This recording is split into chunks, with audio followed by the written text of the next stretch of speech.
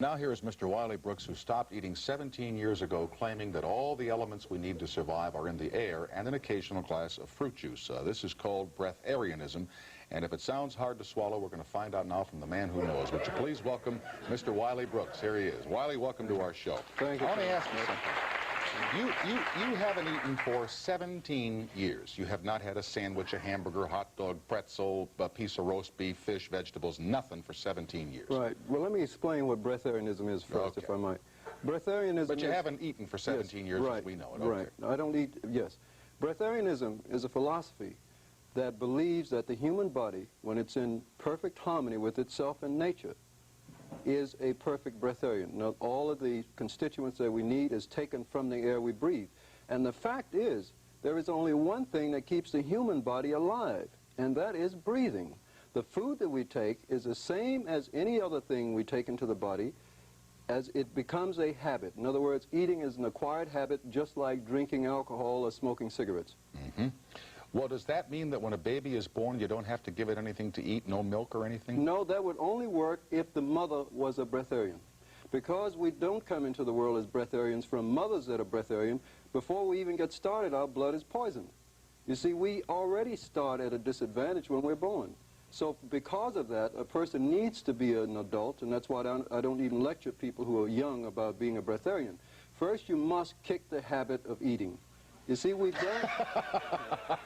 Yes, that's right. How did you kick it? Yes. Well, in my case, I had a real good reason for wanting to do it, and that's the reason, that is the thing that will help anyone. Go to a bad restaurant every night, that'd do it, wouldn't it? That helps too, right. But my main reason was that I was getting old, you know, and I was, my hair was falling out, and my father bald very early, and of course the answer was that it's hereditary. And I hear that all the time. Every time a person stumps his toe, it's hereditary, you see. But I didn't accept that. So I did not want to get old. I was at 28 at the time, and I'm almost 50 now. Well, 46.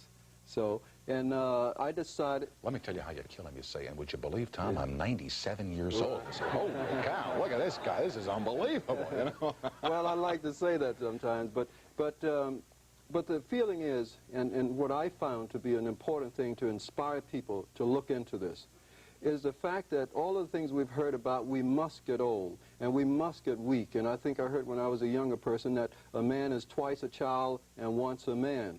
And that is not the case. When a person gets older and wiser, he should get younger. He should not die in an unhealthy body. And this is very important.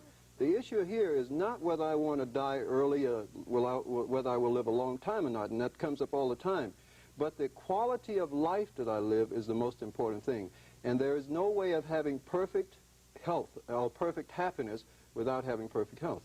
So, do you breathe, do a lot of deep breathing and things to get the whatever is in the air that's good for you into your system? No, I don't have to do that. And one of the reasons why I was insistent on finding out how the body worked is because I had always heard that the human body was created by the Creator in perfection.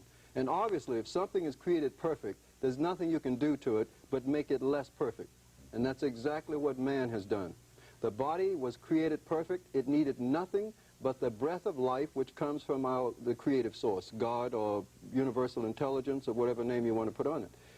In that state, man was perfect, and all that we have done to it is that we have taken it from that perfect state to a lower point of consciousness. And that is why our environments and everything that is in our lives are where they are, because of the quality of our blood.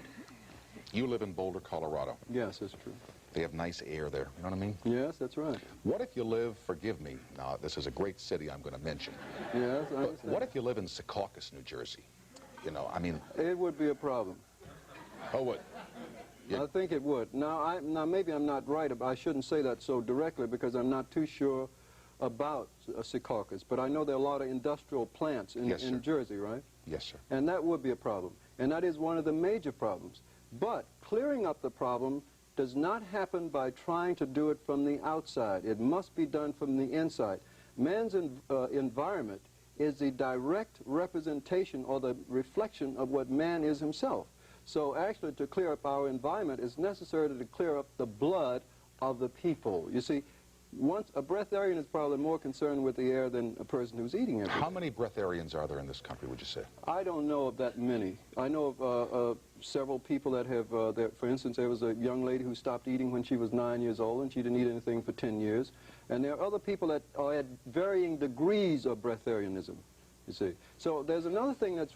I've got to ask you this one on the air. And you're asked it all the time. Right. We read that the hunger strikers in Belfast died. Right. You're living. What's the That's right. difference? What's the difference? The difference is, very importantly, they wanted to die.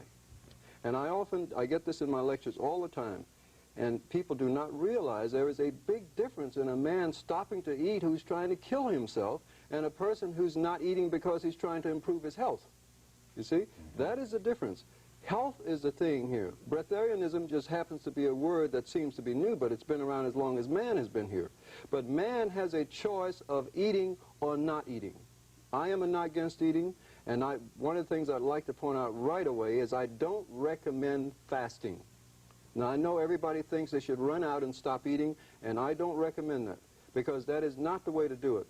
The body has to adjust gradually and retrace itself back to the original state of health, which was breatharianism. That's the way I view it. I figure in 25 or 30 years I'll, make the adjustment to where I... Do you ever... I guess you don't get hungry anymore. No, when you walk on the streets and smell things being cooked, you doesn't mean a thing, and I can tell you why. It's very simple. If we have an automobile, we have a gauge on it that says empty and full. If the automobile is full of gas, is there any need to put any more in it? No. So the meter says full. Same thing with me. Your meter's full. The appetite says one thing. That's right. The appetite says one thing. Your body is lacking energy to keep it balanced properly. Now, when you have satisfied that balance in your system, by whatever method you might use, the body has no appetite. So there's no reason to eat. I don't have a lot of time here, but what happens when somebody invites you out to dinner? No, I mean, eating is a social thing, too. You know what I mean? Absolutely. Tom, I'd like to point out here that is the most difficult thing about becoming a breatharian.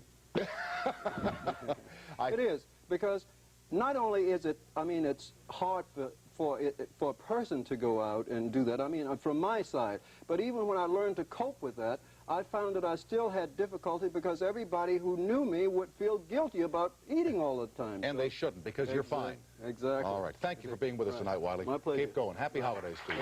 We will continue right after these announcements. Chief. Tomorrow night again, Mr. George Allen, the former football coach, and Susan St. James, the present actress. Thank you all for being with us here in New York. Saturday, it's two blonde...